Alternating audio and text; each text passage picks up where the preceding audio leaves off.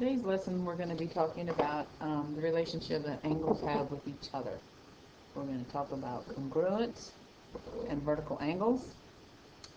We're going to talk about adjacent and non-adjacent angles. Let's start with congruent angles. The word congruent means equal. Angles that have equal measures are congruent. Look here at this example here. Angle ABC is congruent to angle XYZ. You see that they both have a measure of 60 degrees. If you were to take this angle here, we'll call that angle 1, and angle 2, and you took angle 2 and folded it so that it was on top of angle 1, it would be exactly the same. They are mirror images of each other. The symbol for congruent is this. Angle ABC is congruent to angle XYZ. Other relationships that angles might have are vertical angles or opposite angles. Okay? Angles that have a special relationship because of their location with respect to each other. When two lines intersect, if you look at this example here, these two lines intersect,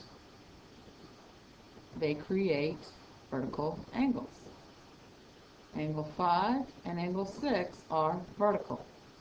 Angle 7 and angle 8 are vertical. So angles that are vertical, so what? Well, vertical angles are equal. So if we look at angle 5, we know that vertical angle 5 is angle 6. If angle 5 is equal to 120 degrees, angle 6 is equal to 120 degrees. Because by definition, vertical angles are equal. Angles 7 and 8 are also equal. What is the measure of angles 7 and 8? Think about the last lesson we had about lines and angles, and what would the measure of 7 and 8 be? Whatever it is, it's the same because they're vertical. 5 and 6 are 120. 120 plus 120 is 240. How many degrees are in a circle? If we go all the way around this object, don't we have a circle? In a circle, we have 360 degrees. 360 minus the 240 for our two vertical angles 5 and 6 leaves us with 120 degrees. 120 degrees divided by 2 would leave us with 60 degrees. So angle 7 and angle 8 are 60 degrees. Again, angles that are vertical are equal. In the Genie book, a lot of times you'll have tips, like the one here.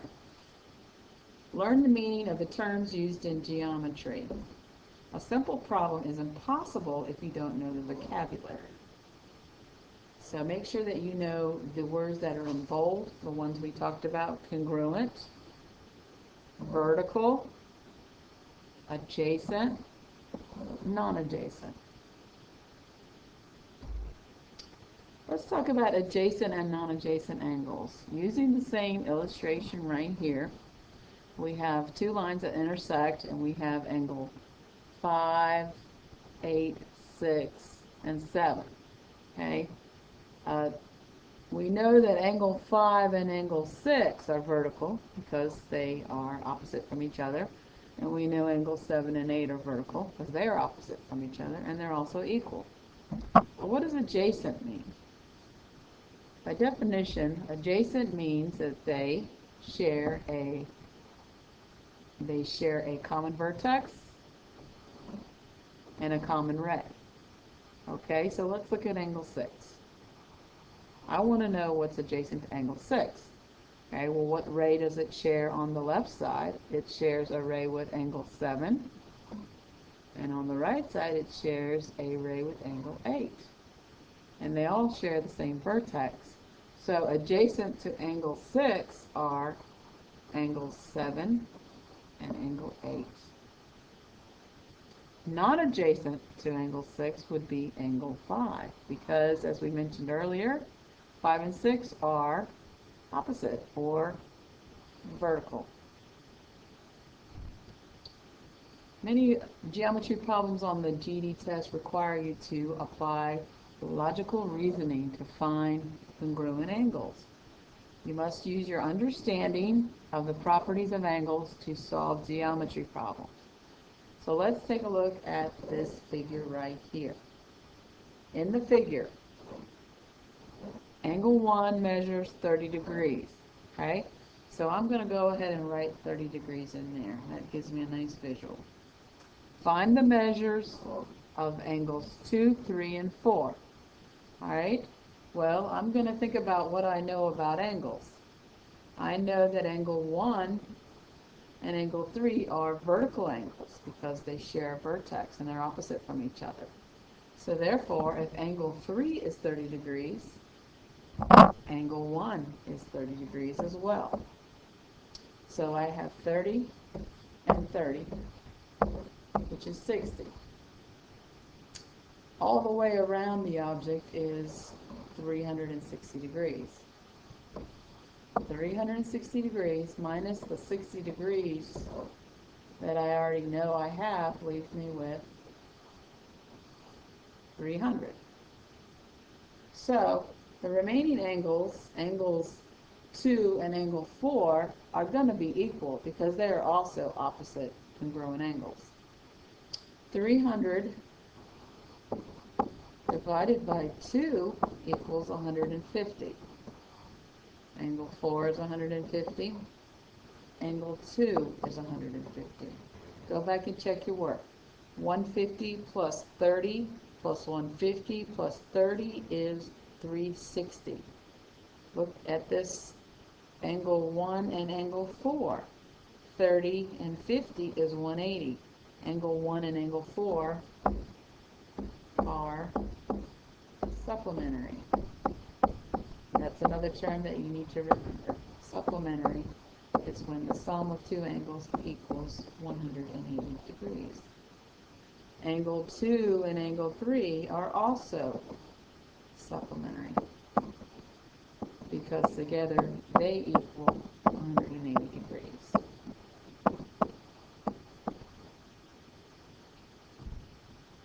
Now we're going to use what we just talked about in the last lesson, or just a few minutes ago, about angle relationships. We're going to solve some problems. Starting with number 1, name an angle adjacent to angle 3. Okay, come over to the diagram and locate angle 3. What does adjacent mean? It means they share a common ray and a common vertex. What is on either side of 3? Angle 2 and angle 4. So the answer to number 1 is angle 2 or angle 4. Number 2, name the angle that is vertical to angle 2. Go back up to your diagram, find angle 2, and straight across or opposite from angle 2 is angle 5. Remember that opposite angles are also equal. Name an angle that is vertical to angle 6. Angle 6, opposite of 6 is angle 3. Name an angle that is vertical to angle 1. Opposite angle 1 is angle 4.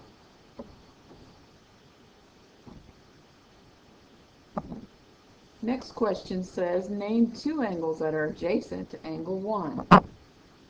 Locate angle 1. Find your common rays, or your rays. Angle 1 shares a ray with angle 2 and angle 6. Therefore, adjacent to angle 1 are angles 2 and angle 6. Two angles that are adjacent to angle 5, again, here's 5. What sides do they share? Shares a ray with angle 4 and angle 6. So adjacent to angle 5 are angles 6 and angle 4. 7, 8, and 9, we're looking for angles that are congruent. Remember what kind of angles are congruent. Angles that are vertical are congruent. What angle is congruent to angle 5? Well, look at the diagram. What angle is vertical from angle 5? Angle 2. Therefore, angle 2 and angle 5 are congruent. Number 8. What angle is congruent to 4? What angle is opposite angle 4? Opposite angle 4 is angle 1. Number 9. Name the angle congruent to angle 3. What angle is opposite angle 3? Angle 6. So therefore 3 and 6 are congruent. Looking down at the next diagram, they've given us some information here. We're referring to this diagram, questions 10 through 15. Always take a minute and read the information they've given you.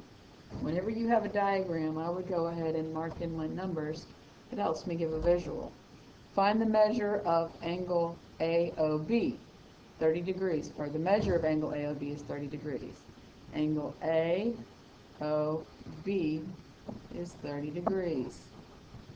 Okay? Now, what do I know about opposite angles? I know they're equal. So I'm going to go ahead and write in the opposite angle is also 30 degrees because opposite angles are congruent. Angle EOF is 50 degrees. EOF is 50 degrees. Again, I'm going to find the opposite or vertical angle, which is COB, and that is also 50 degrees. Okay? So look at your diagram. What do you see? I have 30 and 50. That's 80. 30 and 50. That's 80. I have a total of 160 degrees. All the way around my circle is 360. 360 minus 160 is 200. So angles COD and AOF, because they're congruent, divide 200 by 2 and you get 100. So those are two 100-degree angles. Go back around and check and make sure you have a total of 360, 100, 30, 50, 100, 30, 50, 360. Now we can answer all the questions that we have here because we have all of our degrees in the diagram. Question 10. Since EOF is 50, what other angle also has a measure equal to 50? Well, because we already put it in our diagram, EOF and COB. Angle COB is the other angle that is equal to 50. Remember, we can also call angle COB angle BOC. Okay? Number 11. Sum of the measures of AOB, BOC, and COD is 180. What is the measure of COD? COD, come back up to our diagram. COD is 100 degrees. Number 12. What is the measure of AOF? Hint. You already found the measure of a vertical angle AOF. We did. We already put it in the diagram. Vertical to AOF is, vertical COD is AOF, which was 100 degrees. Number 13, what is the sum of the measures of DOE and EOF?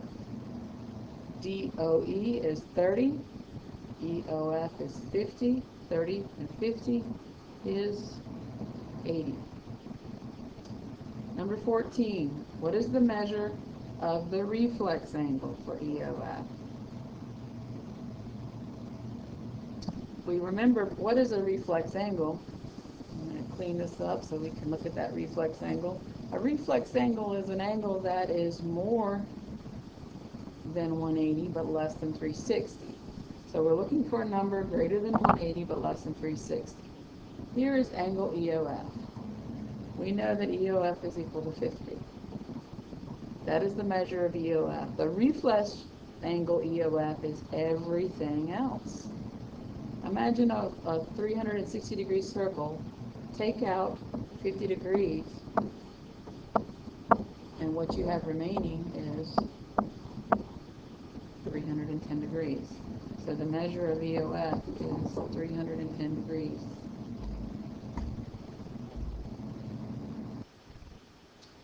Okay, our last question for the diagram is question 15. Which two angles are supplementary to DOF?